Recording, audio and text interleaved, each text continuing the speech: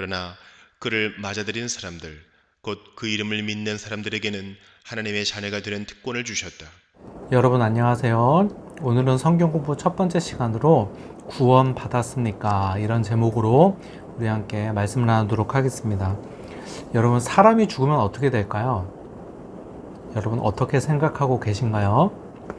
히브리서 9장 27절에 보니까 이런 말씀이 있습니다. 사람이 한 번 죽는 것은 정해진 일이요 그 뒤에는 심판이 있습니다. 자, 성경은 죽음 이후에 무엇이라고 말하는가? 죽음 이후에 심판이 있다고 말씀하고 있습니다. 다른 말로 표현하면은 죽음 이후에 천국과 지옥으로 나누어진다, 이렇게 말씀을 하고 있습니다. 자, 여러분, 그러면 어떻게 하면 천국 갈까요? 이게 중요한 문제잖아요. 여러분, 선행으로 천국 갈 수 있을까요? 여러분, 구원받는 방법에는 두 가지 방법이 있습니다. 첫 번째는 예수님을 믿는 것이고, 두 번째 방법으로는 율법을 완전히 지키면 구원받을 수 있습니다. 자, 그러면 여러분, 율법을 다 지키면 되잖아요. 여러분, 그런데요, 예수님이 이런 말씀하셨습니다. 마태복음 5장 27절부터 28절에 보니까요, 간음하지 말아라 하는 것을 너희는 들었다. 자, 너희는 간음하지 말라는 말씀을 들었다는 거예요. 야, 이게 무슨 말씀일까요? 구약의 율법에 간음하지 말라는 말씀이 있지, 너희 그 말씀 알고 있잖아, 이 말씀이에요. 그런데 예수님이 뭐라고 계속해서 말씀해요? 28절에 계속 보세요. 그러나 나는 너희에게 말한다. 여자를 보고 음욕을 품는 사람은 이미 마음으로 그 여자를 범하였다. 자, 예수님이 이런 말씀하시는 거예요. 너네 구약의 율법에 간음하지 말라고 하니까 너희 간음 안 했으니까 너네는 죄 안 지었다고 생각하지? 그런데 내가 율법을 다시 해석해 줄게.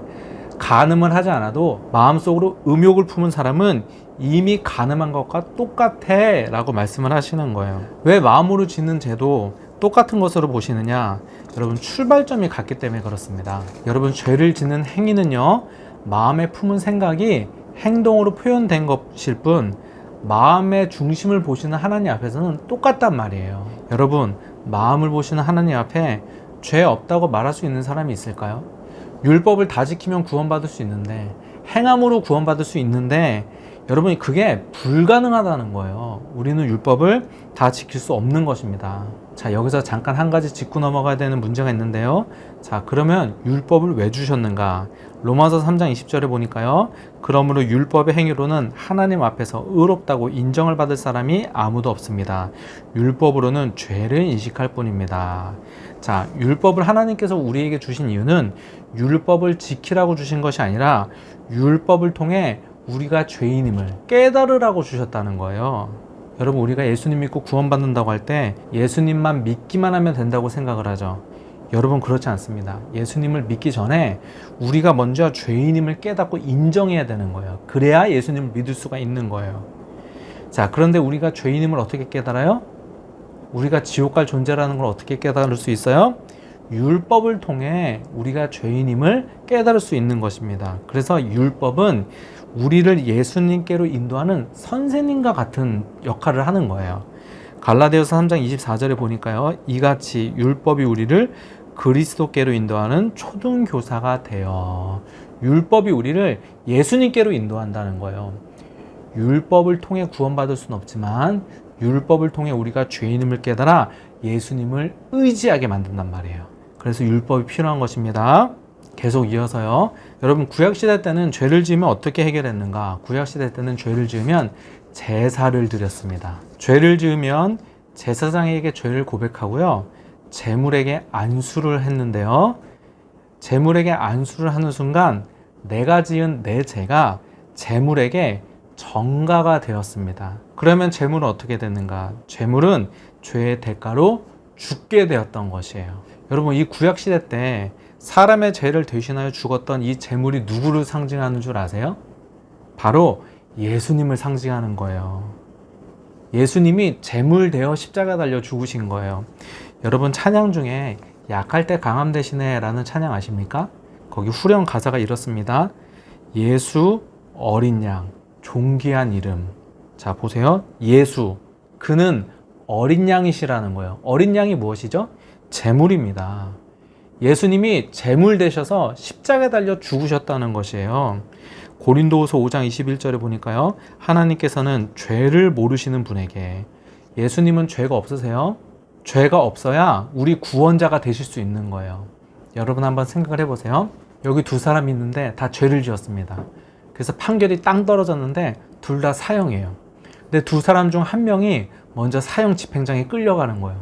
그랬더니 남아있는 친구 한 명이 이렇게 말하는 것입니다. 저 친구를 살려주세요. 저 친구의 죄를 대신하여 제가 죽겠습니다. 제가 대신 죽을 테니까 살려주세요 라고 말하는 거예요.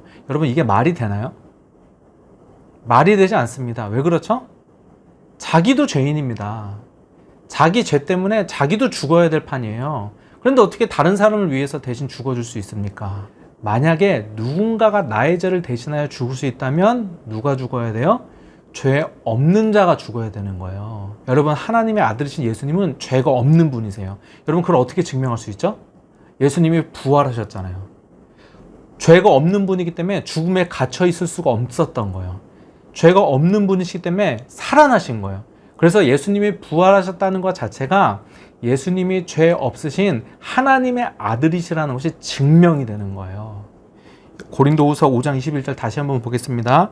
하나님께서는 죄를 모르시는 분에게, 이게 중요해요. 죄가 없으신 예수님에게 우리 대신으로 죄를 씌우셨습니다.